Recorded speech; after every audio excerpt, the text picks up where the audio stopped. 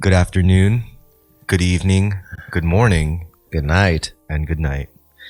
Welcome to another installment of the Terrorisk podcast. The Tonight Terrorisk. I am perhaps the most tired I've ever been, both in general and on the show. But we'll get it through this episode after I sort of closed my eyes or passed out for a little bit on He took a Chris's nap. couch. He took a nap. He I was took in fact sleeping. I think he took I a was. siesta. That's what they call it, a siesta. Yeah. But because he's in such a spent state. Yeah. I guess we'll keep the subject matter light and like easy to engage with. So we'll start with something simple, like we're gonna make up a new slur, and I think there should be a derogatory term for like single white men over 30 who had no choice but to get with like an illegal Chinese immigrant woman who came into this country from the southern border. Well, that's just what? Not even a passport, bro. It's like a passport, bro, that only It's exists lower than a within passport, the country. bro. That's like a This passport. is like a passportless, bro. Yeah, that's like a bro who didn't even bother to get a passport. He just Yeah, literally, he just waited for the woman to come right here. Did you know Get that? it, But Amazon that's like no joke. sent just to him. Like, What? did you know like the fastest growing population of people that's actually crossing the southern border are Chinese? Yeah, I have seen that. Because like I mean, there was I know that there's been wave from like reference- yeah. from South America coming in. They were crossing that arduous path. I mean, largely into- South American. There's also some African immigrants as well. A mishmash of Haitians. I know Haitians going to the southern border and crossing it. Yeah. Everyone wants to come to America. No, but I mean, the way I look at it, it's like, so while American citizens that are left who haven't been killed off from like either poverty or like COVID, Yeah. the remaining Americans, Every American is either someone who died from COVID, poverty, or is alive currently.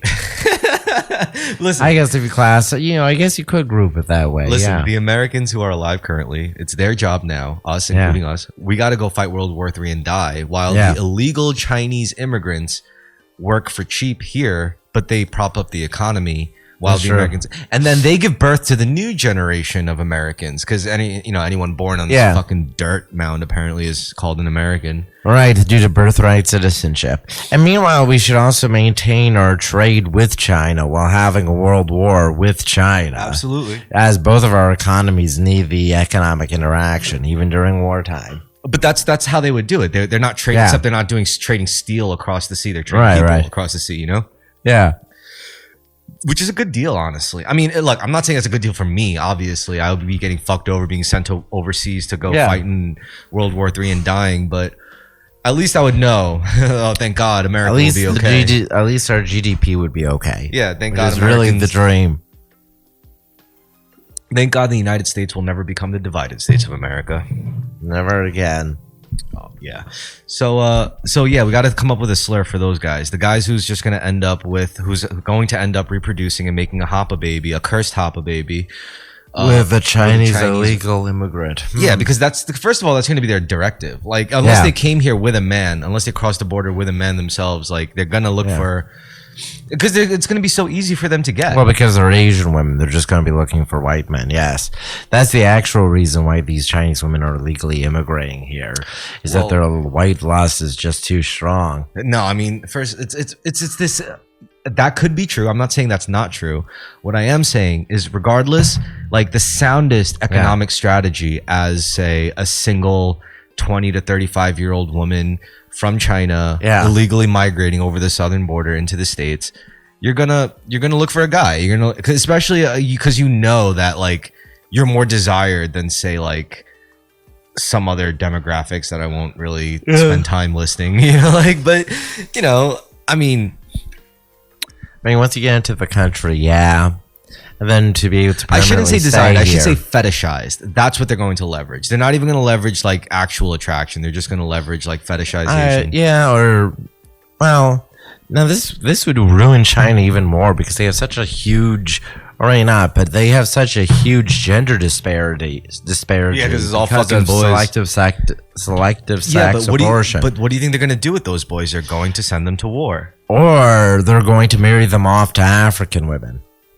So you lead to a situation where China is going to is going to kidnap, buy, acquire as many African women as possible, particularly from East Africa, the Horn of Africa, to produce wives for their surplus males, while simultaneously sending even more Chinese women to America. That's the trade. Like that's what we do with our surplus men, is we send them to Africa to create basically. And then we just send our surplus fat white women to Africa, or black women, and you just have a female population transfer eastward across the entire world. A transcontinental trade. Yeah, transatlantic. I mean, this should, if that's the way it was supposed to be, I feel like that would have happened already by now. I feel like it's happening now. I've seen a few videos of Chinese guys with African wives. I'm assuming it's going to continue. At a certain point, even if they're racist against Africans, they're still going to be desperate for a woman in their lives. And this would be a resource that China would be able to extract from Africa. Yeah, it's still crazy because, like, I mean, there's people from the States and from Canada or whatever, even like Western Europe, who would go there to South America to provide aid, outreach, because like it's the conditions are like, let's say you're a guy who has like really good, you're well equipped, you have great rations, you're in great shape, you have a good team behind you. Even then, making that cross is like very dangerous and arduous. Right. So like you can only imagine like children going through into those woods, and then like only the parents come out. Like it's that fucked up, So like the people that went there, working under like maybe for a nonprofit or for some kind of like outreach program or something, they're just to provide aid, like the Red Cross. They say that when they went there, for the most part, it made sense. When they ran into people from all over South America, like Venezuela and all that shit. But then they see just a huge segment, a huge contingent of Chinese people. And the Chinese people are how they get to Latin America and are moving north across the border is the question. Go on. Well, they're moving with the South Americans. Like they're moving along with them. Except like, they're just using a reverse taping the eyes trick, where they just tape their eyes open, but not too much so. So then they're just like, I was gonna say, like, that's true. Like to the border, they take off their conical rice hat, and they put on a sombrero. Or like, and then or just put a little dirt on their face. They just wear a little bit of brown face, and then they're just walking out saying, well, I can't do accents, unfortunately, but... Well, the real interesting part is... Could just say, si, senor, in a Chinese accent. Si, senor... No, it's like... Ora... mi amigo. Nice. The only way you'd be able to do it is you have to find the Spanish words with the L sound, and then you're right. You're right. The Asian, that would be the way right. That's a much better joke. Yeah, like ora mi amigo. Yeah. But yeah, that's how it would be done. Yeah. But what was interesting to me is that those people, the white people who came down there to play like Captain Save-A-Ho, for the they were saying how like the South American people were like very open about their intentions, very open about their reasoning of why they're doing this, and the Chinese people were very cagey, very downright hostile. Wow, you can almost say they were inscrutable. Hostile. You could say they were fucking hostile. So that basically, what is that telling us? That means our government is literally allowing a hostile contingent of a mass amount of Chinese people to cross over into this country. I know. That's crazy. It is really crazy. And the reporters are literally like they show pictures of them crossing under a little bit of barbed wire right through a fence, and Border Patrol is like 25 feet away, seeing what's going on, not doing anything about it. Yeah. More like they can, I guess, because their hands are tied, like judicially. They're ordered, literally. The state can suppose. Well, yeah, feds then respond. It is a profoundly bizarre situation. It has been for a long time. They basically got the states to have their hands tied behind their backs. Say, don't you fucking touch these Chineses and these fucking Hispanics. You know, like, you think they could just round up at the very least the Chinese, who are a lot more suspicious and mysterious. But that's what I'm saying. Chinese people can still pass off as Hispanic. I'm sure they aren't passing out that well, especially a lot of those Border Patrol guys are Hispanic themselves. Surely they have at least enough racial knowledge. Those are the Border Patrol guys who think this is very, very, very weird. They're like, it is very weird. Yo, Cortez is like, what's up, Holmes? Why are there so many Chinese people among them? It's like, I don't know, man. This is pretty weird. They're like, did you call HQ about it? It's like, yeah, they don't know what's going on. There's so many Chinese people, man. Yeah, you're right. Because a huge number of Border Patrol guys are in fact Hispanic, because Texas is highly Hispanic. They're Hispanic American. They're just as.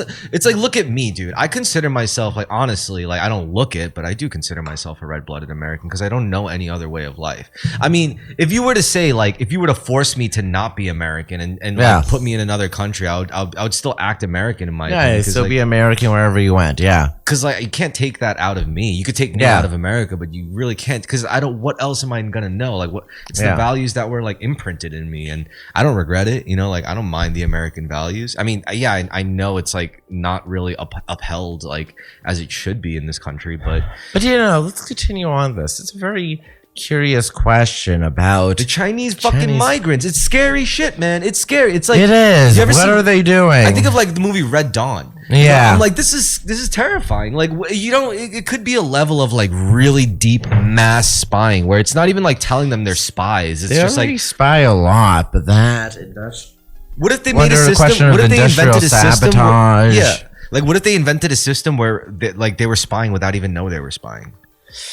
Yeah, I don't even know what goes on in their heads. Like, what about that? What if the apps they use to communicate, like their Chinese WhatsApp or whatever? What if that's all monitored constantly by the Chinese government? What do you think of the TikTok for sale? The fact that the company is being so cagey about selling it. Now, maybe it is that they're just trying to argue or drag it out legally. I think if they are selling it, it's just an acid gone bad. Like, it ran its course. They're like, all right, you know. The fact that they're so hesitant to sell it is very interesting, and that would suggest it's a spy. It would suggest it's spy technology if they're unwilling to sell at a. Well, I guess it would be selling at a loss or not as much as they could make, but still, their caginess around that is very intriguing. Yeah, I don't trust it. It all stinks. The migration, the fucking TikTok, it all fucking stinks, man. Everything interacting. And I don't mean to be xenophobic, but you can't, like, the Chinese have some crazy shit going on. I think you have a xenophobia pass. Me? Yeah. I don't know. I have a lot of Chinese friends, you know, like. That's true. Maybe they got to me. Like, maybe I'm compromised. Maybe I'm just another compromised asset to them. Like, I don't know, just going around, you just want only Korean restaurants, no Chinese restaurants. I would never do that because I love Chinese food too much, first of all. And second of all, I know like everything good about Asian culture, East Asian culture that I enjoy, like samurai shit, Korean food shit, whatever. It all has its roots back to China. Yeah, everything, particularly in East Asia as a whole. So yeah, China, also, like, Korea, Japan. So I'm not saying and then like influence on Vietnam. I'm not even gonna say like China is the enemy. What I'm saying is be wary of China, regardless of whether you consider them an enemy or not. Yeah, just be fucking wary of them. They are a force to be fucking. Yeah, and be wary of whatever they're. Way more so. I'm way more intimidated by China than I will ever be by Russia. China is terrifying. They have the history, they have the wisdom, they have the experience, they have the manpower, they have the resources. They have the network that's spanning across. They have a lot of issues of their own, but it's still 1 billion people. They're crazy. 1 billion intelligent people in a country I can't even lie. Global prominence. They're within me too. Yeah. You know, I do consider myself like a fucked mixture of like, I mean, genetically it's one thing, but ideologically, personally, like it's like a lot of weird foreign things, substances were like put into me during my upbringing. Yeah. Also, the Abrahamic Christian naming. I do think the naming of a person, like I've grown as an adult to understand the importance of naming and like how that. You're big into nominative determinism. I don't mean to call it determinism, but it is a huge. Normative determinism is like the name someone is given determines in part their life or their qualities. I think it definitely influences it. Yeah, or influences it. Yeah. So in that context, like I look at my own name, like my full name is Christopher David Kim. So I'm like, bro, like Christ, of course Christ is going to be with me for my entire life, whether I fucking want him there or not. It's like he's stuck with me basically. Like Christ is going to be implied wherever her name is uttered, like whether subconsciously or consciously, like. And that's crazy to me. Like once I really realized that, it's like I've been branded by Christ, you know? Yeah. It'll be a permanent part of your life as long as you have your name. Yep. I mean, even if I choose to choose it, there's so many pivotal memories where it's like that name was associated with me in that memory, and who you are. Yeah, I'll never get away from it, and I might as well just accept it. But so then that puts a lot of thought. That makes me put a lot of thought into what Christ actually means to me, whether it's the actual deity or to me, I like to consider it like the Buddhist enlightenment sense.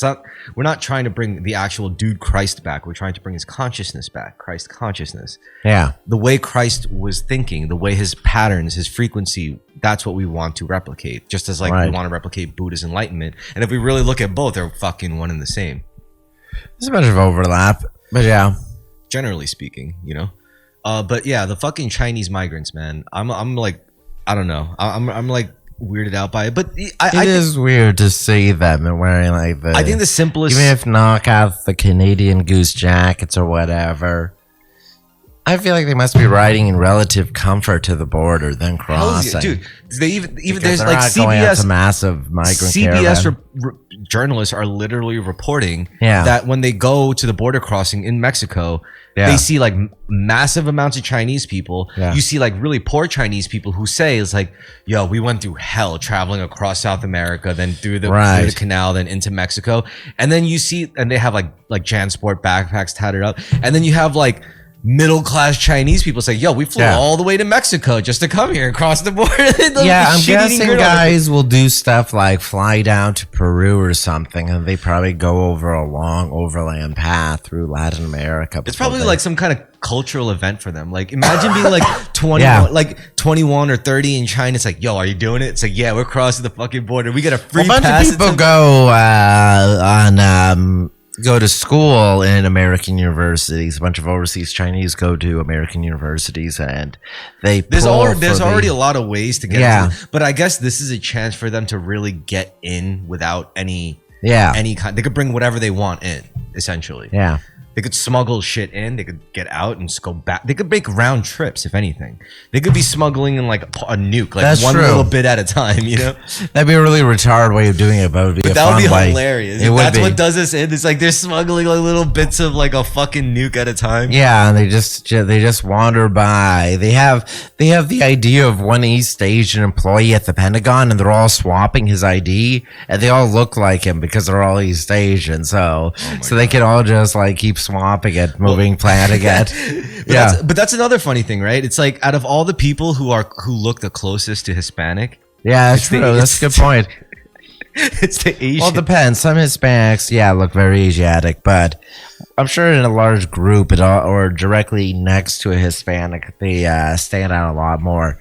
Though it is worth mentioning that Latinos call any person who looks even Chino, anyone. If you're even slightly Asian or look more Asian looking, your nickname's just going to be Chino. Dude, I once hooked up with a girl who spoke no English, just all Spanish. Yeah? She was from, what's the one that begins with a G? It sounds like that vegetable. Guatemala. Yeah. She's from Guatemala. And the whole time she just kept calling me Chino. Chino. She was like so young and...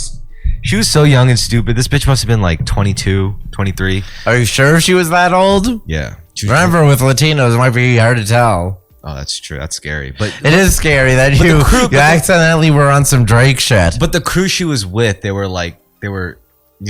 They were like adults. It's like, it wasn't just me and her alone. Like we were. Okay. So it's like, I mean, the whole time she just kept calling me Chino. I was like, I didn't know if I should be offended or not. Nope. It's just normal Latino behavior. Honestly, this is a great story. Can you clarify? Can you tell me more about this? What do you mean? Or I don't know. Or this is just the most prominent details of it?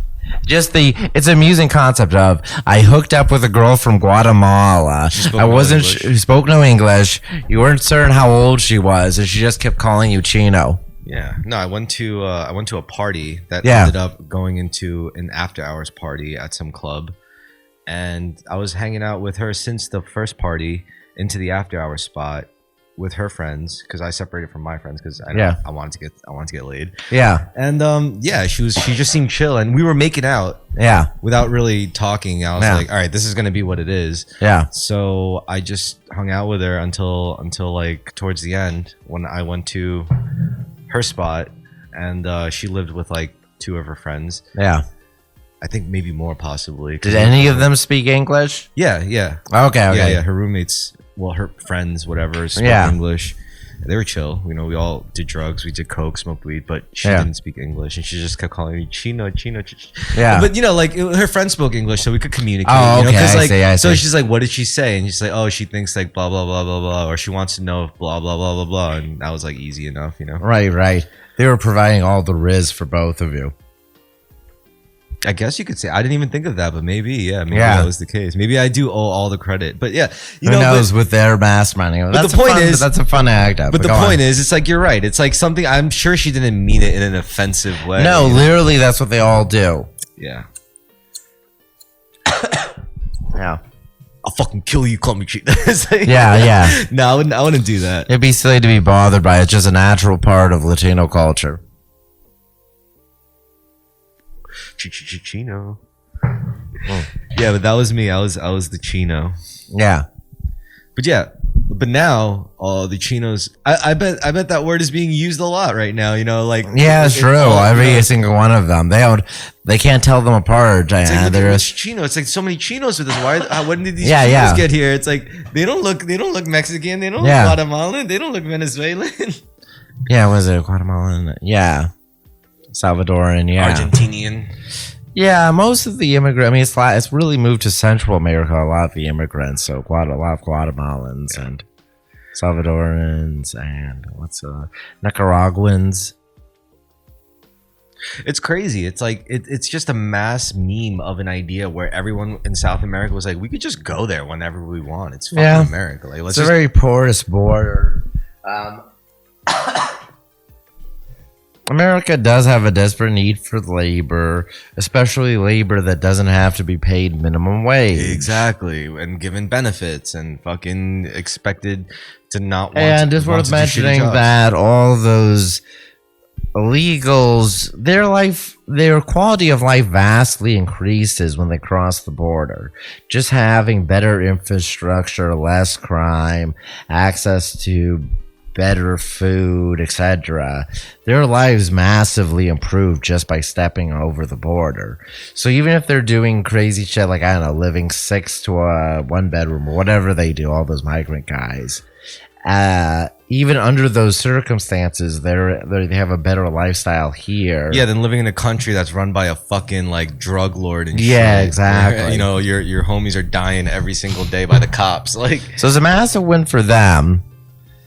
You prop up an aging population. And especially as America, you can't turn them away because you literally caused the hell that caused them to run. You can still turn them away. If there was actually will, you could just say tough shit. No, it's really wrong, honestly. Because first of all, you can't just sit there and say, oh, the drug lords that run those countries are just put in power organically. That's completely false. It's us that puts them in power because who do you think put the resources in their pockets? It was literally us. America is some CIA scheme that led to a coup during the Cold War due to some anti-communist reason. Yeah, I don't find that very compelling personally. It's not. My feeling is it's not just that though. You do know South America, which happens to be south of North America where we live, happens to be able to is the most fertile ground for all those drugs, whether it's cocaine, whether it's like heroin. It's probably rivals that of South Asia. Heroin's in Afghanistan, but yes. Yeah, however, if there was a will, marijuana too. Also, if there was a will, you could just keep them out, kick them out. The big factor really is the economic benefits of having them. And sorry. No, I was also saying it's a moral responsibility to let them in too. You disagree. I do, yeah. I think it's because I see the real economic. If you do street drugs, you literally are one of the reasons why these people are living in like hell. Yeah. That's just a fact. Yeah. I know this. I accept this. When I snort coke, I understand I'm snorting blood. Yeah, same. I understand exactly what I'm doing. And I think it's irresponsible to get into doing these drugs without knowing full well what exactly you're funding. You have to understand, yes, you know what? It's a harmless thing. You're not hurting anyone doing the drug yourself. But yeah, it's contributing to the train of production. And admittedly, you could always produce it here. What? If we just legalized it. We're not going to legalize it. I know, yeah. Sadly. Yeah. Probably would be good just to go back to there'd be even worse downstream effects, I'm sure. That too. But generally speaking though, yeah. I as a consumer of these street drugs know I have a moral responsibility to agree to let these fucking South Americans in, you know, because like I know I personally contributed to their hell. But can you blame me? I watch these fucking Netflix movies, even Disney movies now have people doing cocaine. Like, what am I supposed to do? Like what? What Disney movies?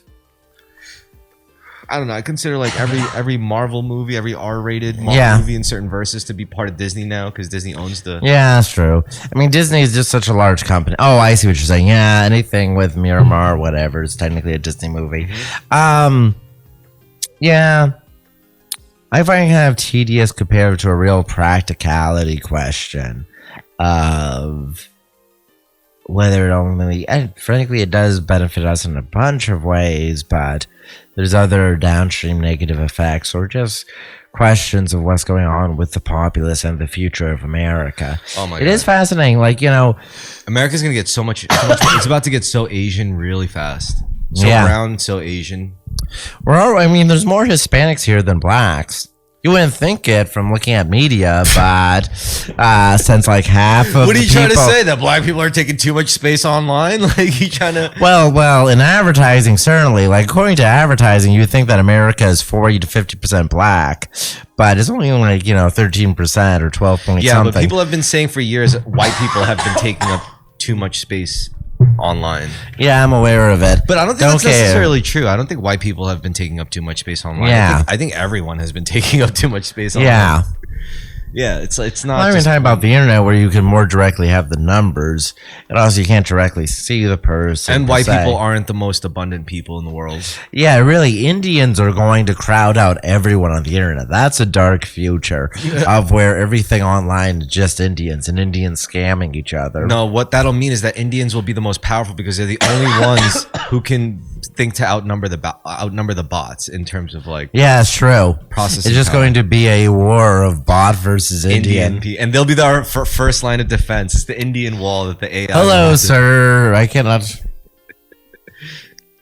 No, the Indians will just open Bob, the evil, malicious AI. Yeah. It's like, yo, that'll be a battle for the age. AI will just get overloaded. ChatGPT will just servers will collapse because every single Indian guy will just be messaging. Porn, yeah, they'll just be messaging. Hello, sir. It's like they'll get tired of hearing like, please generate Harry Potter naked taking it on the ass by Wolverine. Like, oh please, it would be something far more repetitive. Please generate a photo of Bob's.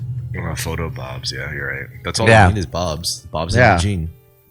Something relentlessly horny and oddly innocent, or perhaps it's just the limited pornography exposure. And bizarrely pretty good at Python. Yeah. Pretty good at all sorts of programming languages, I would say. Mm-hmm. Yeah. Even down to assembly language. Those Indians know how to fucking code. Yeah. I watched like some of the best like tutorials from clearly. Well, not anymore. Now they have a lot more money. I think India became like a lot richer country for a lot more people. It is. More and more of the country is raising out of absolute poverty, but it's just such a large country. There's another billion people right there in such a vast case. Outsourcing also a country with vastly different levels of income. Now, one thing though, another factor actually is that AI is going to hinder all those Indian call center jobs. So? Yeah, they're going to be competing with it. You're right. But what if the Indians? What if the Indians just use it? Yeah, India as a country avoid going heavily into infrastructure manufacturing. I mean, they do a bunch of manufacturing, but Well, they do like bioengineering too. yeah, They have a lot of space to experiment. Sadly. but yeah, they have a lot that's actually a genetically fascinating place because caste creates. India is basically like dozens and dozens of different sub races of very quite distinct people. Yeah. And hundreds of distinct sub races of people. Yeah. You know what? I think like in the space age, if there's two very unexpected peoples that would just thrive in space colonization, it would be the Mormons and the Indians. Yeah, I like this future. Yeah. I think the Mormons and the Indians would do very, very well in space travel. Yeah. Because they're Mormon Protoss versus Indian Zerg. Because they're both devout in their ways enough to weather the hardships of space colonization. And they're both abundant. And the community and the numbers, Yeah, and they're both abundant enough. Well, the Mormons are abundant in a different way, but they have more resources to kind of make up for like what the Indians have. That's true. Raw manpower. Yeah. But then again, like they would also be competing against China in space, and they'd be competing against Indians. Nothing. I like Indians actually. For all the dysfunctions of India, I like India. So I don't.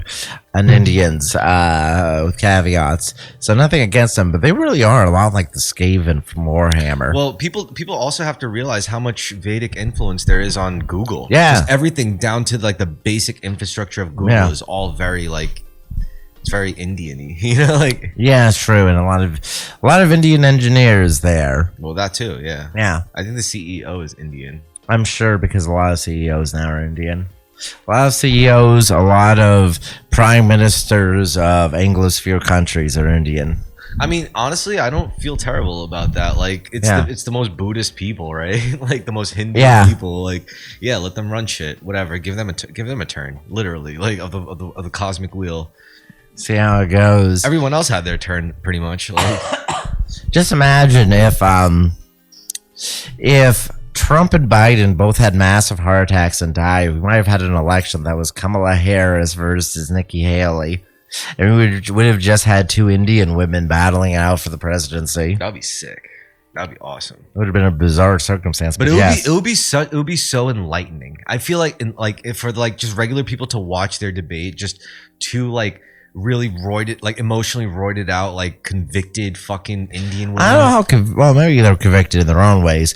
Both of them have an intense challenge. They're both are very convicted on being. Like, what if you made it like like an American football game? Like one Indian bitch graduated Yale and one Indian bitch graduated Princeton. Yeah, it's like. Which one, like fuck Harvard, like which one of them two between Yale and Princeton would win the presidency? That's like true. The Indian bitch from this Ivy League. That would be a good one. That would be like, first of all, everyone would feel that. They would all feel like they would be proud of like produce. The country collectively would be proud of producing such a thing. I think a lot of people would be confounded by the matchup, but yes. I mean, I would first of all, out of principle, I would go for Princeton. You know, like because I like the town of Princeton. It's beautiful. Like, you know, like I've never been. I've heard nice things about it. I went to a fondue place there. Like all the walls in that place was made of cobblestone and shit, like a castle. It's crazy. This overlaps with your interest in Harry Potter. I don't have that much of an interest in Harry. You know what? Right. I mean, I guess Harry Potter was my first serious entry as a little kid into reading, into fantasy. Fantasy? Okay, I got you. Yeah. But, you know, I've read better fantasy. Yeah, same. Like, I think Lord of the Rings is definitely superior. Oh, vastly, yeah. Harry Potter really starts to fall apart when it gets into the when it gets into the desire of being Lord of the Rings for kids. When it gets into the overarching like story, the battle of good versus evil, that really, in a lot of ways, I think Harry Potter would have almost done better as just being like a slice of life. Yeah, I mean that's essentially what it is. Yeah, it's a slice of life, and then like for the last 100, 200 pages or whatever, it is just like a heroic adventure or whatever. But at least they give you a satisfying ending with the epilogue into the distant future and all that shit. But correct me if I'm wrong, or tell me what you feel. Did it always feel like the way more interesting things were the run-of-the-mill class, and then like I guess the overall, because they have a Nancy Drew Hardy Boys kind of quality of like the teenage like hormonal drama and like the mystery going on and overlapping if you're a kid, with it. When the first trilogy comes out, you kind of grow up with the subsequent like last books. So and then the movies came out like real quick, so you got to like get like entrenched in that. It was a very well played out marketing campaign overall. But the literature, I don't know, it was engaging enough to get me as a kid. But I knew there was better shit. I also discovered like around that time like a lot of young adult shit that I couldn't put down for some reason. Yeah. I knew it was like not good. Oh, I think also this is a very standard criticism, but everything outside of the school within the wizarding world really is not fleshed out. Yeah, it's like, good at being like, if you see it briefly, it's good at capturing the feeling of being a kid. Yeah, like everyone knows about like Narnia. Yeah. Everyone knows about A Wrinkle in Time. Everyone knows about fucking. I don't know if everyone knows about Wrinkle Time, but I know the point we're getting at. Yes. But honestly, what I was kind of impressed with some like. It's like imagine like how like a middle-aged woman would get hooked on trashy romance novels. But imagine it's like, what if there wasn't trashy shit in it at all, and it was just what it was, and that's what like young adult novels are. Yeah. You know, so it's like. I don't know. You ever like read Aragon? I never did. I heard it reads like something written by a 15-year-old. Yeah, exactly. So that's why. And they made an unsuccessful movie out of it, of course. Yeah. Like, none of that shit can hold up good enough to make a fucking movie. Yeah. There was also like Alex Rider, definitely made shitty movies. Like it led to a young adult publishing boom. Artemis Fowl seemed promising enough, but even that was shit. Like nobody, it was all shit because it wasn't good it wasn't good. Like they weren't good books. I think it leads to a lot of bad habits of writing too. Yeah, definitely terrible. It's like I think it's a really difficult thing. I think too to write for children. It also led to this like fucked up like kind of like Amazon publishing like economy of like just schlock, like, you know. Well, people don't read. I barely read anymore. I used to read a lot. Like everyone, my attention span is shot, dude. No, we're all just banking on that time when we could just download entire like PDF files into our brains directly and into our biological like hard drive. The same feeling, but publishing is just really fucked too, obviously. But so young adult novels. I mean, I did kind of they were like a guilty pleasure a bit. I never read that many. I mean, like in the transitional, like around 10, by 10, 11 for sure. 12. By that point, I just stopped reading young adult stuff. Maybe that's like the last time I did, because I just found pulpy sci-fi and fantasy was just more engaging for me. Yeah, I get it. Like I'd rather read a cheap fantasy novel that was pretty much just aimed for people a few years older than me. Like I found it more engaging. It was more lurid, more violent, more sexual. So all right. So besides, here's the reason why. Like specifically around the time I was reading that young adult shit, the reason why I knew it was like not good is because at the same time I was reading, like I was really into Tom Clancy. And that's a good counterpoint where like much like how Tom Clancy is just more engaging. Yeah, and I knew Tom Clancy like as like, you know, as like autistic as it was fucking good shit. Tom Clancy he wrote good fucking books. Yeah, generally speaking, I mean there's a ton of stuff out there. If you compare hack young adult writers to hack adult writers, the adult writers are still just more interesting. Because they have more going on in their shit too. Like even if every character is a stereotype, the concepts or the plots are just that much more complex or interesting. Like as an 11 or 12-year-old reading Tom Clancy, I learned so much more about the way adults think. You know, like very true. Like reading those books, like especially just Tom Clancy in specific, like I learned more about discipline and how adults view that. How I don't even like how adults view themselves, like how they view the idealized version. What's your favorite Tom Clancy novels? The Hunt for Red October is really good. I don't remember much of it because I was like really young when I read it, because it was always in the shitter. There was like a bunch of ones that like I remember like specifically that were not really good. It's like they were written published under the Tom Clancy name, but it's not like it was probably a shot with that happens to a lot of people. But the classics, like The Hunt for Red October was a classic one. And so was Rainbow Six. The original Rainbow Six novel, like everyone knows like the video game. I'm surprised they haven't made a true movie or like a true. That is true. It is interesting that they didn't make a Rainbow Six movie. But the original book was gangster. I bet it was in pre-production never got off the ground. I think they're in the process of making it because they remade Maybe as an Amazon TV show. Amazon TV show. They made Jack Ryan. You know, we know Jack Ryan. They had fucking Jim from The Office play Jack Ryan, which was honestly not a terrible choice. But they also had that Mexican guy or whatever he is. I don't know, that Hispanic guy. I'll call him a Latino actor, and he was in like Ant-Man. Yeah, and they got him playing Luis something. Right? They got him playing fucking Dina or something. I don't know. They got him playing. I think he is Mexican. Go on. Ding Chavez. Yeah, which is ridiculous because Ding Chavez is like a Chad. Like he's like a fucking Hispanic Chad. He is like the best of the best. In the one movie, there was a Harrison Ford movie where Harrison Ford was Jack Ryan. William Dafoe played it was another stupid generic name. He was the other like big character in the series too. Yeah. I think it was like John Rob, some stupid name like that. Yeah. But Ding Chavez was like the crack Marine recon guy that they got. He was also classic Rainbow Six, and he's in every single Rainbow Six video game because he is the original like OG of the squad of Rainbow Six squad. He's for America. He's an American Marine recon unit drafted into Rainbow Six, which is like this globally recruited counterterrorism unit, which is what made it boss. Like that's what made it awesome. That's always fun to assemble a team of like the global counterterrorism, the world's best, which is a very phenomenal novel. And what, they're going up against eco-terrorists? They're going up against any kind of terrorist. Their job is just like the original Rainbow Six. The first one. I think so. Which is ironic, honestly, if you think about it. Well, there was a bunch of eco-terrorism stuff in media. Also, you have to remember, it's like Tom Clancy was like a prime time cold neocon, like a Bushite, a Bush type, Reaganite, fuck, you know, so it's a fitting. It's that's a fun thing in general of how eco-terrorism barely existed in very anodyne ways for the most part. I mean, I guess Ted Kaczynski technically is an eco-terrorist. Yeah, I mean.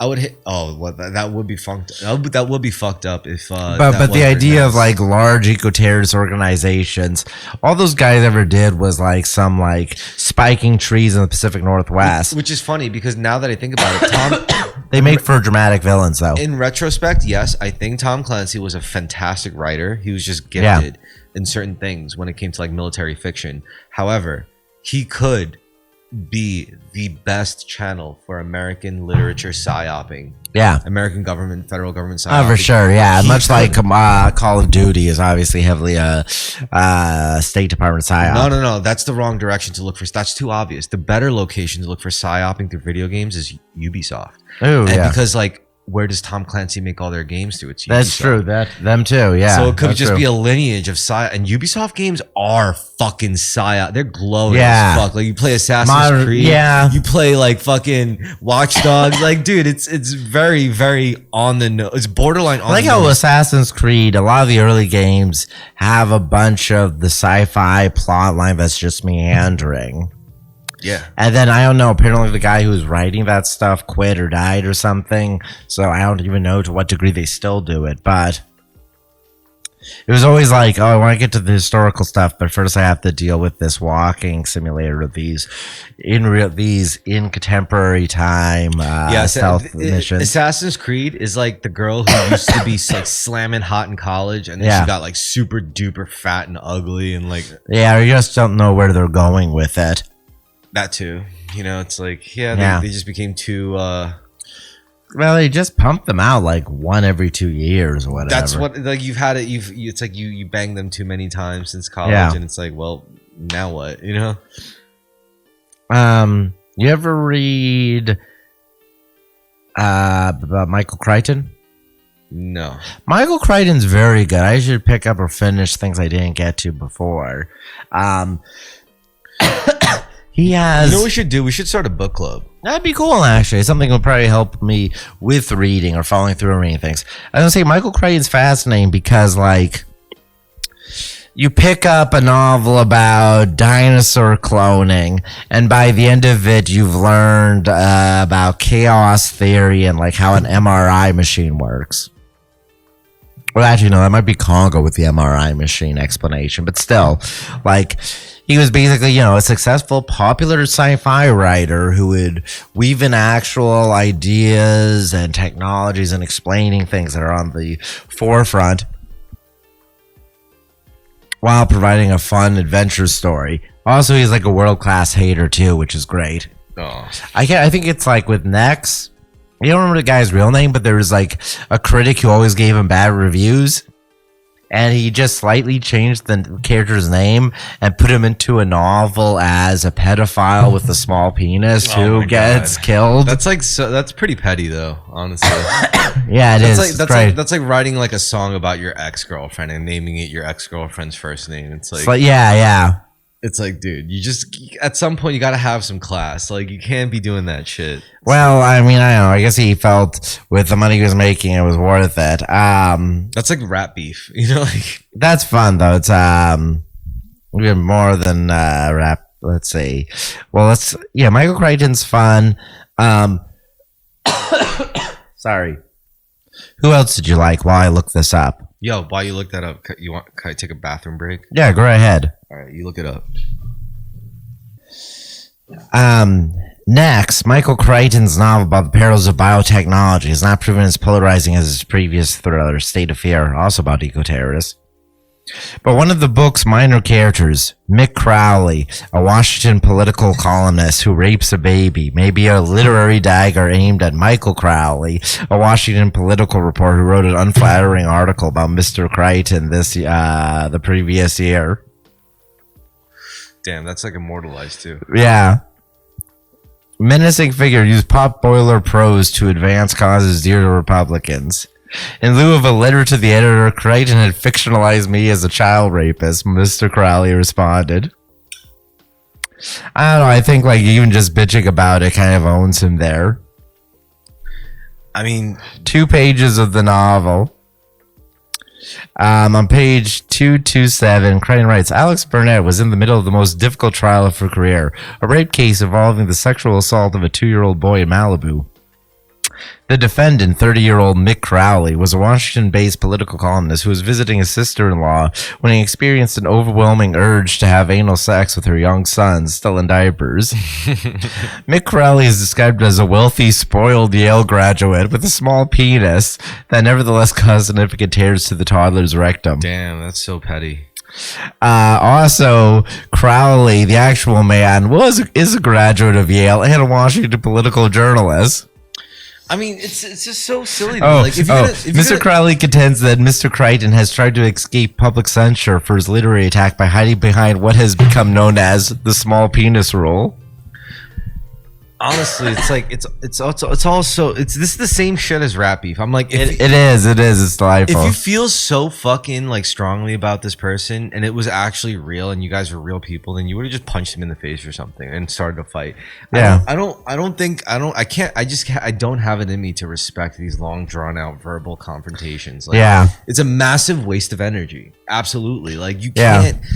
You can't be so invested in that. Just words. Yeah. Like it has to manifest into something because you're literally just letting a wound even if it's a small wound. You're letting. It's as that cliche says. Resentment is holding a burning ember in your hand and expecting it to hurt the other person. I never heard that one before. It's something like that. I might have butchered its delivery, but it's a good idea. Like it. Yeah, I like it. I mean, I'm sorry it's a cliche. I would use that if it weren't so cliche. Yeah, I like it. Yeah, but yeah, I agree. It's like that. Like I don't know, which is why I think it's just like, especially I don't know. I'm not even gonna talk about it. But yeah. Sometimes I feel like it's just it's artificially manufactured just to whatever. But yeah, I don't know. I mean, it is what it is. Aside from that, did you know what's crazy? What's that? They I don't even know who I mean by they. Let's say multiple parties have finally been able to or been enabled to release Bitcoin backed ETFs. Yeah, so like you could basically on the stock market trade into securities funds that are basically backed by Bitcoin pools, which is crazy because that's literally just tied to the value of Bitcoin. So that means Bitcoin are now at play fully, like completely in the stock market, like intrinsically. That is intriguing. Yeah. So basically now old people, right? Yeah. Old people can now have like a basis if they have like mad money in their IRA account. Yeah, whatever, some hedge fund. Yeah, they could finally have a means to divert their, interests into, beat these Bitcoin backed ETFs, and they have a way to be able to play, because it's true, like you can't stop Bitcoin now. It's just something that you're going to have to accept. It's digital gold. Like human beings found a way to create it says there's a limited number of them. Yes. Yeah. So finite number.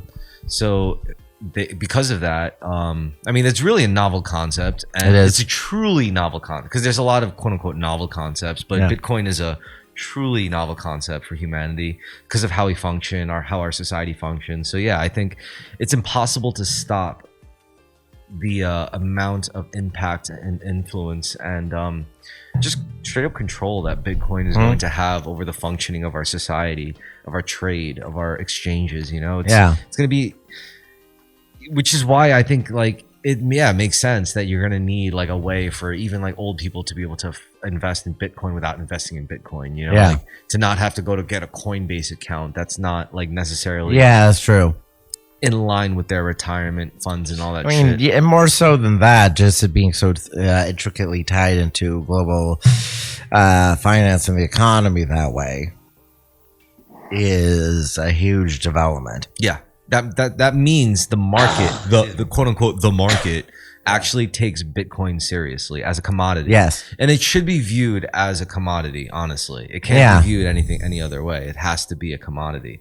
What do you think the actual origin of Bitcoin is, since the whole cover story about Satoshi? Which is that's actually a very interesting story, because when you listen to all the experts of Bitcoin who are very huge proponents of it, and they're asked the same question, they say it doesn't matter. That's their default answer. They say it doesn't fucking matter who Satoshi is. It doesn't matter because they believe in the concept so fundamentally and so much. It's almost like religious to a degree that like proponents of Bitcoin actually believe in Bitcoin. Like it's crazy. That's cool, but it's still a curious question, isn't it? 100%. Yeah, I'm 100%. I know there's a couple different people, or it's like a collection of people it's speculated to have been from. I think it's because the people who are really supportive of the philosophy of Bitcoin, understand that the value of it would only cheapen if that kind of origin was revealed to everyone. Yeah. I think the more ambiguous it is, that'll only help Bitcoin's value. Right. Ultimately. Yeah, because true. it shouldn't be about that person. That person is supposed to say, it's like, all right, I made it, now I walk away, and that's really how it's supposed to function. That's the purpose of it. Everyone likes to say, oh, Satoshi's dead. Yeah, fucking right. Satoshi just changed the fucking world casually, got his fucking bit out of it, and he was like, that's it. I don't have to do anything else. Yeah, I don't know.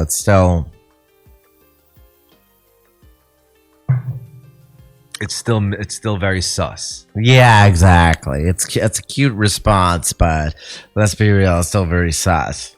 It could be an alien. It could be an alien. An alien came and literally injected blockchain technology and disappeared into the ether again. Yeah, an alien who just wanted to create crypto.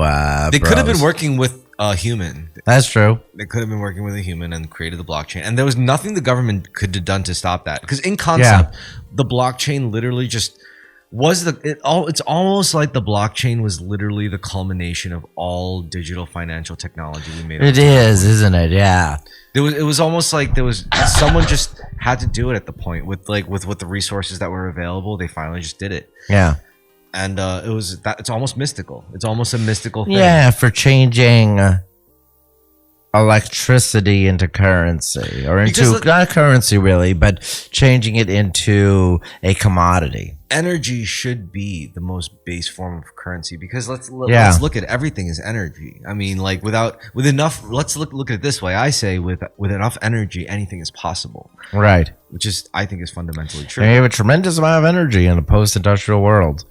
Well, it also, the idea of linking like currency to energy is beneficial, because it lifts a lot of veils with like in terms of what Yeah. we think we're working for. It's like a lot of people are actually stupid enough to believe it's like, oh, I'm working for my country, I'm working Yeah. for my company, I'm working for my team, Yeah. I'm working for, you know, my brand, I'm working for my passions, my record label, like Yeah. whatever fucking stupid arbitrary shit. It's like they're missing the actual formula, the mixture, what's actually being exchanged, which is energy.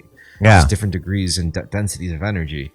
And I think like once you make a person lose sight of that, it's really easy to manipulate their efforts. It's really easy to manipulate where they direct their energy. And you could make whatever you want with a bunch of like millions and millions of people who don't know what they're doing with their energy. It's and you can manipulate them. You could make anything happen. Yeah. You're God at that point. So I understand why they would want to keep that level of control, the powers that be, you know, specifically. Yeah. I don't know enough. It's actually something I'm really lacking in knowledge and awareness that I really should bone up on. On what? On crypto in general, just to get a better sense of it and where it's going, the influence it's having. I have a vague idea, but it's all things I picked up through osmosis, not direct study. I guess I would just describe it as someone developed a novel formula, a novel sequence, a novel algorithm. Yeah. That's logically sound, that was built in a rationally and logically solid and foolproof way, which was able to be manifested with the physical hardware that was available to us. Yeah. And it basically created, yes, it's in concept, but even if it's it's borderline metaphysical. Even if it is metaphysical, it still exists. Yes. And it's solid. It's like gold. It's basically functions like gold. It does, yes. And that's what's interesting and novel about it. And that's because that it was made for that function. It's not like something that was made digitally and accidentally. That's true. It was made deliberately for that function. Yeah. Is the introduction of a whole new commodity to the world, a whole new commodity to the economy. Yeah. And it was just made, and the real novel part about it wasn't like massive amounts of technology. It was just fundamentals. It was the right principles. Yeah. It was the algorithm created with the right principles. Because it's true what they say. It's like with principles, you create infinite techniques. Yeah. And I'm a firm believer in that like sentiment. Like I absolutely 100% believe that with principles you could create infinite techniques. Yeah. Which is what this example was. They set the principles. We need a digital currency or a digital commodity, something digital, something that could be created and function and be sustained in cyberspace that could do this and it doesn't do this and it functions like this and it stays in this state. Yeah. And if they do that, they make it. And all they got to do is put it out there because fundamentally it should function in on itself, and that's what they do. That's what they did. Yeah, and that's what we have now. And you can't undo that. Like you can't just undo an idea like that. Yeah, that's true. Short of an EMP going off, which is funny. Because, which is funny because as like it's almost like the light to the shadow. As malicious like digital advocates, like digital entities become more powerful, Bitcoin will just become that much more powerful because everyone across the board will have to use it. Yeah. Whether it's BP, whether it's the banks, whether it's the Fed, like everyone will have to somehow interact with that channel just to manifest it further and further. It's brilliant. It's absolutely fucking, it is, isn't it? It's a crazy fucking, it's a swan. It's truly an underestimated moment. So if you have savings, you're better off just fucking dumping it into Bitcoin at this point. Yeah, true. Especially given other things with uncertainty of economy and inflation. There's a lot of like cliches, you could call them, like economic cliches, like contemporary ones that'll tell you things like, if you own 0.1 Bitcoin today, you're set for life. Just 0.1 Bitcoin. Because if you just hold on to that 0.1 Bitcoin within 20, 25 years, you'll have plenty enough to retire with for the rest of your life if you cash that out. You know, like just 0.1 Bitcoin is all you fucking need. If you own 0.1 Bitcoin, just secure that right now, which will cost you like $5,000-$6,000. All right, save up enough. Just save up enough to buy 0.1 Bitcoin as fast as possible. Yeah. It's only going to become way harder to get 0.1 Bitcoin as time goes on. That's true. It's like 0.1 Bitcoin is the new owning one Bitcoin. Like if only I owned one Bitcoin, I would be so out of... That's what the equivalent is. If only I owned 0.1 Bitcoin back in 2024. Yeah. So just you only need to own 0.1. Yeah. Yeah, it's funny. We do have all these cyberpunk sci-fi technologies going on. And to forcefully tie it back to my previous statement or subject, there aren't a lot of new writers describing this current equilibrium in the world. Someone like Michael Crichton is one of the people that was talking about things that might be coming up with like biotechnology, with like gene editing, embryo selection, etc., CRISPR. I don't know if anyone predicted anything quite like Bitcoin. That'd be an interesting question to find out if there's any sci-fi that predicts something akin to cryptocurrency. The only time I've ever seen it truly manifested in the way that we're describing right now was in the Ubisoft game. Yeah. It was called Watch Dogs Legion. But wasn't it already referencing pre-existing crypto technology? Yes and no. When did it come out?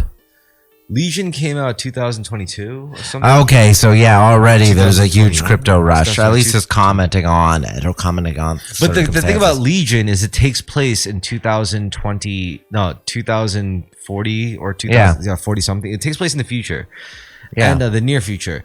But what was interesting is that crypto wasn't just like a thing; it was like the default currency of the world. Right. In London, it takes place in like Neo London. You know. Yeah.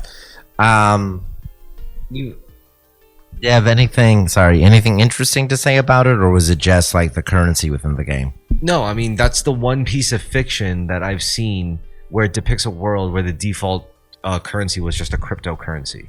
All right, but and it was sci-fi. It was truly a sci-fi setting because, it took place in the future. There was like sci-fi technologies, yes. Yeah, there was like those cargo drones that you could hijack and get on and float around in. There was like, fucking self-driving. Every single car was pretty much self-driving, which was also a novel thing for a game, like a free roam game of its kind, where you could just like take over vehicles and shit.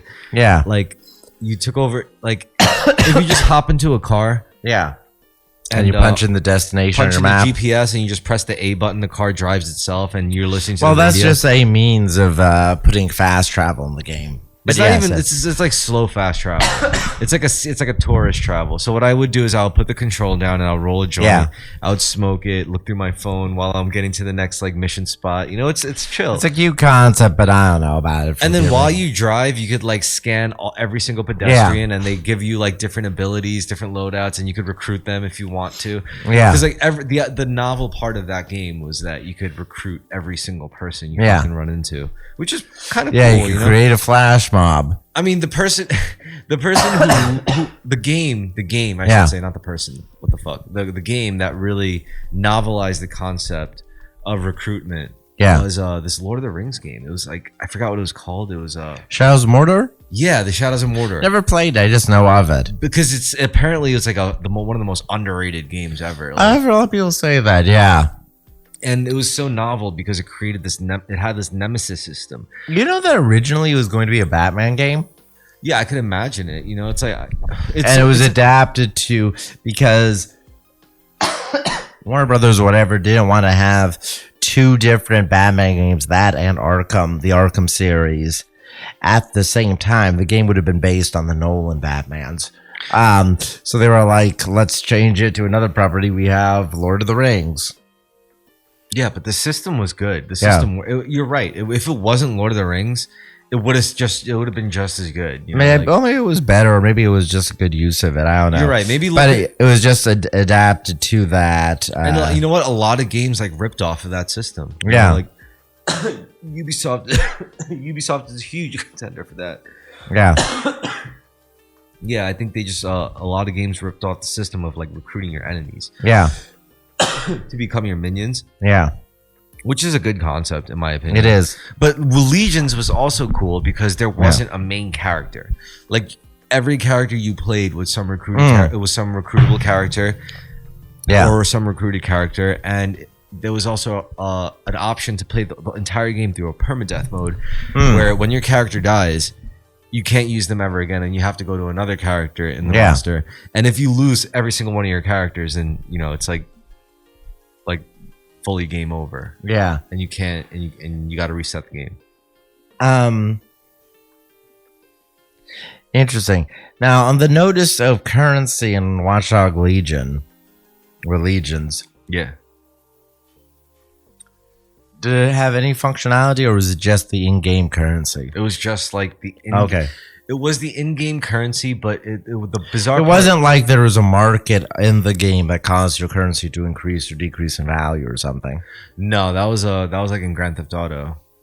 No, in the world of Watch Dogs Legions, it was bizarre because it was in Britain, and you would expect in Britain you'd like the first A lot of knife attacks.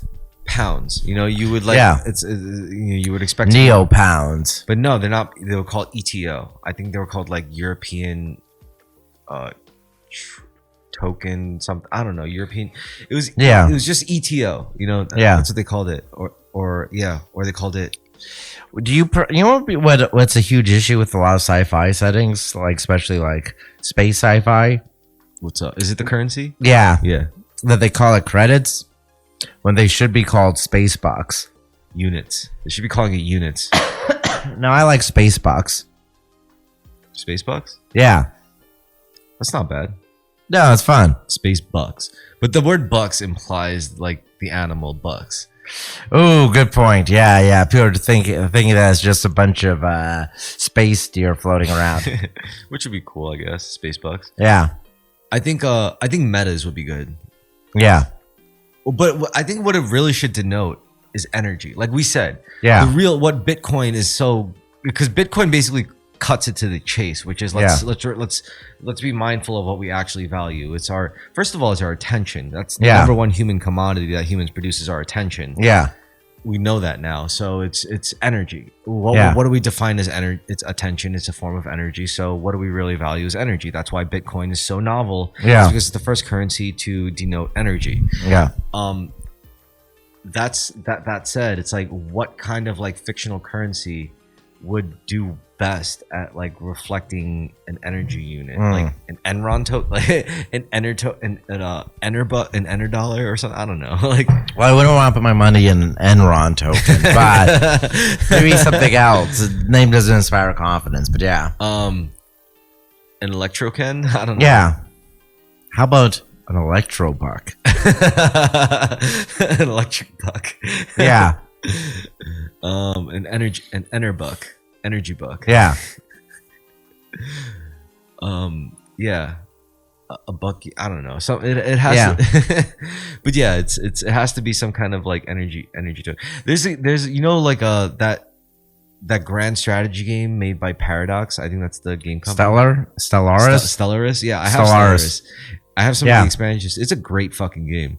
Yeah, I played a little bit of it. I like Stellaris, and I like how like the most important currency there is like an energy unit. Yeah, which made perfect sense. I was like, like I've seen that Stellaris has done practically full rebuilds of itself multiple times throughout its release. Yeah, I think the idea also is. I seem like they couldn't quite figure out what they wanted it to be, so they kept making various different kinds of passable games with it. Well, the way I see it, like I saw like the system they use for Crusader Kings. Yeah, and it's the same shit to me. All Paradox games fundamentally feel the same in a lot of ways. Yeah, so Stellaris is one that varies the most because it picks up the most from like other RTS, and really it's picking up a lot from more traditional 4X games like Civilization or the sci-fi Civilization, Masters of Orion. It also wanted that. I also felt like it was also going for the Eve space battle effect. Yeah. Which is a really cool part about that game. Mm-hmm. Another thing is that it plays a lot with like space travel dynamics. Like, you could use that in strategy for like long range warfare across entire star systems. Well, it seemed like they had a lot of things that were flavored differently, but kind of fulfilled similar roles. I don't know if that's changed at this point, but at least that's what I recalled from playing it, was that it felt like what was I going to say about it? It felt like whether you had your infantry troops, whether they were mechs or cyborgs or power armor guys or bioengineered bioweapons, they all basically did the same thing with very slight differences between them. It was just different flavoring, it felt like. And it felt like the same was true of the different means of space travel, weapon systems only different because of the rock paper scissors situation with the armor classes, types of armor.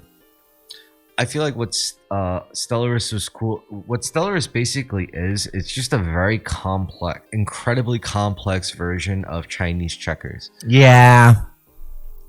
There's something to it. Like, it's colorful, it's like fun to experience or to grow your map. But essentially you're just taking control of dots.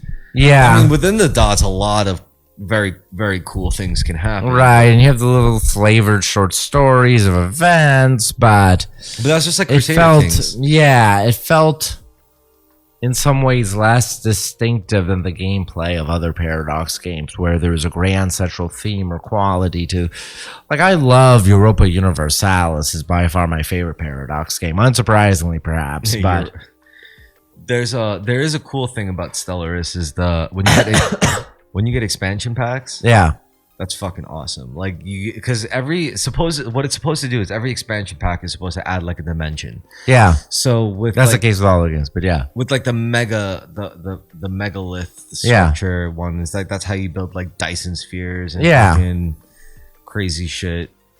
You could build like a ring world. Yeah, those are the two like best ones that I could think of. Mega projects, yeah. But there's different ones, yeah. But the Dyson sphere is one really, really cool one, which I love. Which is basically like they just encase the sun in like. Yeah, I know. Yeah, Dyson to absorb all the energy. Yeah, and I think by absorbing all the energy, they could also regulate the energy to make the sun never die. You know, like. Yeah, which is kind of scary and crazy to think if that were possible. Like, yeah, if we as a species could do that, we would start doing that literally to like every star. Yeah, depends. I wonder if there's limits on.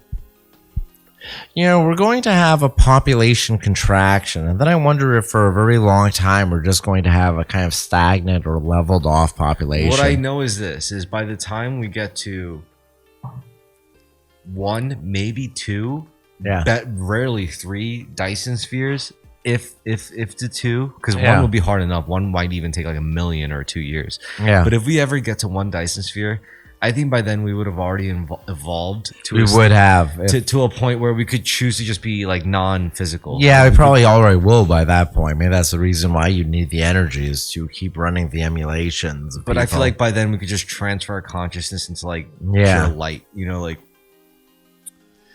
Yeah, control like light, that like solidified light that could control like machines and whatever connected to like some whatever insane network. Just the harnessing an entire star and just like that would be insane. I mean that's kind of overkill. Like, you don't really like, does a species really need that much energy if you think about it? Like, it's almost like it's kind of like there's got to be another alternative besides a Dyson sphere to tap into. Like, Yeah. I want to return to this question just in a second.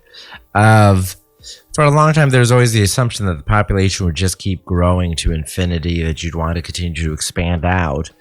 But it seems like we're reaching within our lifetime probably. I mean, who knows what the world will bring. Within our lifetimes, we might actually just cap out on how much people want to have kids, and the population will then just slowly contract or reduce. So. I don't know that'll happen. Well, I mean, look at birth rates around the world. Everywhere except Africa and some places in Central Asia are having below or just at replacement rate kids. I think one thing that's not going to be stopped, or it's going to be impossible to stop it, and it's going to develop like really quick, probably overnight in a very scary way for a lot of people, it's space colonization. It's like I think it's gonna happen like very quickly. Yeah. I mean, there's like very early pieces put into place, like like AI, being able to discover SpaceX, superconductors, fucking being able to like 3D print, for example, Yeah. and getting like maybe quantum computing could give us a really, really, really good handle on carbon nanotubing. Yeah. These are like the fundamental, like very base plates to be able to create like insane shit like space colonies. Once we get past those hurdles, like quantum, and these are things that I'm only naming the things that I could see. Yeah. I could see quantum computing. I could see like carbon nanotubing. I could see like AI algorithms leading to like novel solutions. I could see all this shit like unfolding. And there's also like all these conspiracy theories saying there's a lot more that's being hidden. There's a lot more. There's like we already have like full blown habitable moon bases and all that shit. But I don't even know why we would though, because like there's already so much of Earth that is unpopulated. Well, they're already saying there's like under the ocean. Like on the bed of the ocean, there's already gigantic like structures that house like modern high tech structures that house like extraterrestrials that our governments consciously work with. Apparently, all this weird shit. But I'm not even talking about that. I'm talking about the things that I can see, which is like AI, quantum computing, fucking, like crazy molecular manipulation, like to be able to create the most strongest and lightest substance, and 3D printing. Like combine all that shit that already leads to a pretty insane future. It does. I don't even know why it necessitates, even if it'd be very cool, space travel. Like, there's just so much left on this planet. Yeah, because the planet isn't forever. We all know the planet is finite. Yeah, but it's such a long distance away. It almost feels like people are contriving reasons to try to get off I Earth. know, and but you never know. Like, it could literally just end within like one freak shift of an orbit of an asteroid that's a little too big. Like it's. Well, that alone wouldn't end things. It could be disastrous, but it wouldn't end things. Probably not. Unless definitely not. It could just be like a solar flare. A lot of things could happen. Yeah, I don't know how being in space within our solar system would make that big of a difference regarding a solar flare. But there is one thing that's certain, is that it's not forever. Like Earth is definitely not forever. Yeah, what, a few million years we have to go? Maybe. My biggest thing is it's not like it's happening in 20 years. You know what? That could be something to live for. Just to to spend your whole life devoted to keeping the Earth habitable forever. Whatever that means, we have to make a fucking Dyson sphere someday. Just to I don't know if you have to go that drastic with it, but yeah. You think Earth could survive if the sun implodes and No, but that's not happening anytime soon. I just mean, what if there was a way to even prevent that? What if human Yeah, I could see something like that. I'm just saying within the short term. I'm not talking about what technologies we're going to have available in 500 years. But, all right, what if, by some chance, that there was, within our lifetimes, a technology that could just reverse aging? Sure. Okay, then you would... Would you go for that at, 70 years old? Be very tempting, but I don't know. People because you might be I'm over it, but maybe a part of you will be you know what? A lot of people want to be young again for sure. I certainly would want to. Hell, I already feel that way. But maybe you could have a society where everything is just permanently stagnant because you have immortal humans. You know what they should do? They should do a deal. You could only use this reverse aging technology once, and when you use it, you have to sterilize yourself. Yeah, that would be a good deal. It would. One wonders, because we're already kind of in a world of people that aren't immortal, but living much longer while being physically with it than they did in the past. But the problem is, if you did invent that reverse aging technology and you did set that rule, there would be one asshole who just keeps doing it over and over and keeps making one guy who's just immortal, whatever. Who cares? And then he creates his own dynasty of immortals. That's in the video game Endless Space. One of the factions is just many clones of one guy. Damn. You gotta stop a guy. Just a colorful faction idea. Just infinite clones of one dude. But maybe we're already in kind of a world of very long-lived people who are not letting go. And maybe what a real risk here is just of a kind of stagnation. I'm curious now, thinking about a world where aging is reversed and you just have this increasingly long-lived people that probably aren't having kids and aren't getting out of the way. You ever see Eon Flux? I've seen some of the cartoon. So in the movie, Yeah. with featuring that baddie Charlize Theron. Charlize Theron, yeah. As far as she knew in the world, I think she was like supposedly a resistance fighter within the world. So Yeah. she knew that the society she grew up in, which was this enclosed city, and if they ever left the walls, they would die. Yeah. And people were like getting into relationships, having babies or whatever. But there was a conspiracy, and towards the end of it, she discovers that that like the births weren't natural. Yeah. No one was really making new people. That people's were just being recycled through like carefully selected like pairings and matches, and artificial implanting of embryos and like repetition and copying. But there was a select group of guys that were reincarnated basically with their old memories, or retaught who they were. And this feels like it's derivative of Dark City. And so while they were given this, their task was to fix the reproductive problem, to fix why they couldn't have babies naturally. Yeah. So yeah, Jan Flux was actually a heady as fuck sci-fi story. Have you seen Dark City? Yeah, once. I mean, I saw it when I was doing like acid around those days, but I remember a lot of it. It was a really cool fucking movie. That is a really cool movie. Like there's nothing like it. It's honestly a very, very, very unique movie. That plot line is similar to what you're describing, where the aliens have abducted this population of humans and they're just like recombinating them. Yeah, but this wasn't aliens. This wasn't an alien story. This was but I mean it's similar with the people being remixed constantly. But the reason this was done out of necessity. Like this was done because like there was a virus or a pandemic that wiped out like literally every human except for like maybe like 0.1% or whatever. Yeah. And they with the remaining humans, all they could do was just kind of like create this like simulation of rebirth and whatever, and maintaining this like hostile world environment just so that they could try to keep up this facade in humanity going while they have the greatest minds trying to figure out a solution. But Dark City was a lot darker. I think they were specifically imprisoning them to like harvest something from them. Yeah, I don't remember. I didn't watch it again. I just remember that they were recombining people and trying to get like a certain emotional or get a certain like experience. Yeah, we should fucking watch that movie again. Yeah, it's a good fucking movie. I'm down to watch it. Sometime we should have a movie night and watch Dark City. I would definitely have a movie night and watch it. That's a perfect movie night movie. You're never gonna see that on TV. You're never gonna see that in theaters. Like it's a cult classic. It is. I should get that on DVD, honestly, because you compare it to The Matrix, where I can see commonalities.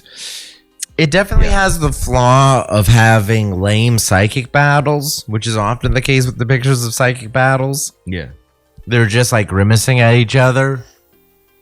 And that was also a time of like weird fucking movies. Like, well, that's like 93 or something. Yeah. Did you ever see that Brad Pitt movie where like it's like Who Framed Roger Rabbit, but kind of Cool World. Cool World's fascinating because like Ralph Bakshi, the director, is a very interesting animation guy. He always wanted to push the limits of adult animation. He did Fritz the Cat.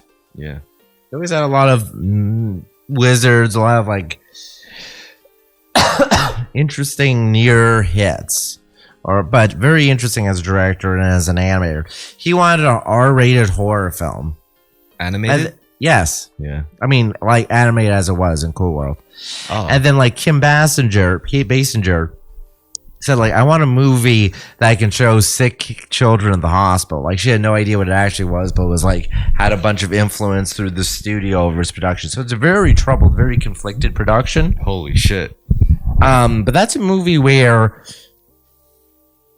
the foreground of every scene is very flat and boring most of the time, and then the background is just wild. Like everything going on in the margins of the movie is fascinating. And then it's about like, for a movie she wants to have about kids, the overarching plot is about a human fucking a cartoon and creating an antichrist. It's a cool fucking movie though. Yeah. Damn. A flawed but very interesting movie. Shit. What? I mean, God, like I said, it was a weird time for movies. It was also like the live action adaptations of Ninja Turtles. The first one's decent. Yeah, everyone loves the first one. Yeah, It was a great movie. it is. And then there was also the really weird shit, like the adaptation of Mario and Luigi with John Leguizamo. And Oh, do you know why that's so weird? why? It was originally a totally unrelated film that was quickly repainted to be Super Mario Brothers. That's insane. Like the directors had a script or whatever for a totally different. Like, What was the original? most of Super Mario Bros. Live action movie is just what? They just find an underground world by accident? yes. Holy shit. Yeah, they literally just renamed characters to fit in. And I don't know what changes were made. No, I mean, what's but insane to me is it how makes well- a lot of sense. What's when you- insane is how well it fucking worked. It also, yeah, and it explains so many weird things about that movie, like namely why. It all makes sense when you learn that it was an entirely unrelated project. Was this supposed to be New York too? Yeah. Okay, that's good. At least they meant to do New York. Yeah, no, it's like they just went through. I'm looking it up now. They went through and just said, like, okay, these two characters, this character is now Mario and Luigi. And this Hispanic guy is now Italian. Yeah, that was just reasonable enough casting. Oh my god. That was, you're right, it was also 93. And then, like, that's why Bowser is this weird corporate guy as opposed to A dinosaur man. yeah. But you know what's actually That's why it's such a bizarre production. You know what's actually interesting though? What? I feel like now that in retrospect, like the newest animated Mario one with like Chris Pratt. I haven't seen it, but I know of it. I know it was. What about it? I feel like it did take some notes from the movie because I think it does. I'm sure it did. I Probably. think it does take place in Brooklyn, like in New York City. Yeah, I think they are New York plumbers. it's a natural enough way of turning it into. Wait, hold on. is that true? I think they are in New York and they end up in fucking Mushroom Kingdom. Yeah, being animated helps a lot with it, but What's funny is like to get through Mushroom Kingdom, they had to go. They ended up in that other dimension, basically. Yeah. like the pipes through the underground sewer system. dystopian. Let's see, production.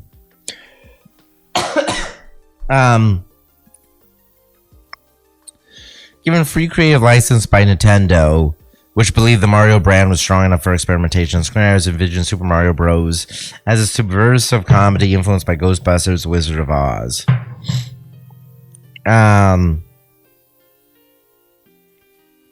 Yeah, famous flop. Production. I don't know. Just talk for a second while I'm looking for the key details here.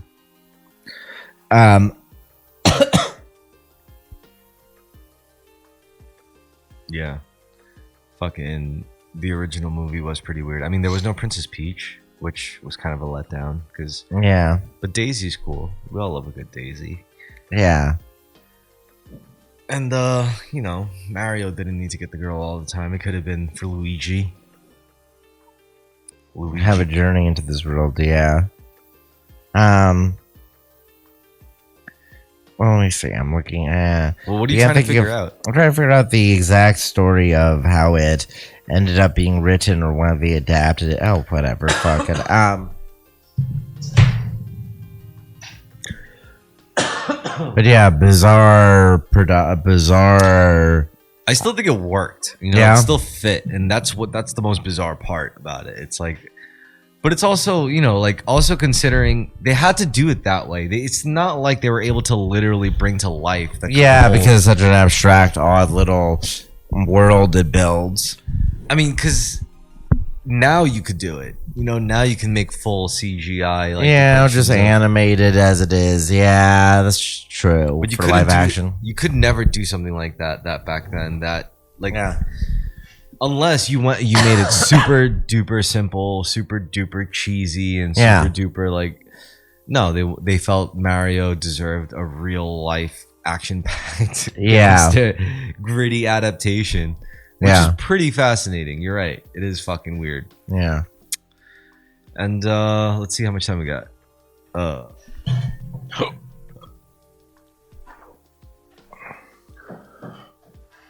Oh yeah, we're totally good on time to wrap it up. Yeah, maybe after this, we should go grab some tacos, some Mexican food. Maybe. Let's get some burritos. If you're hungry, sure. Nah, I'm kidding. I'm good. Yeah. Anyway, thanks for joining us tonight. You're welcome. Guys. Thank you guys for you joining too, us. Coleman. Oh yeah, sorry. I'm too narcissistic here. No, it's all good. We're all good. Anyway, thank you guys. Good night, guys. Good night.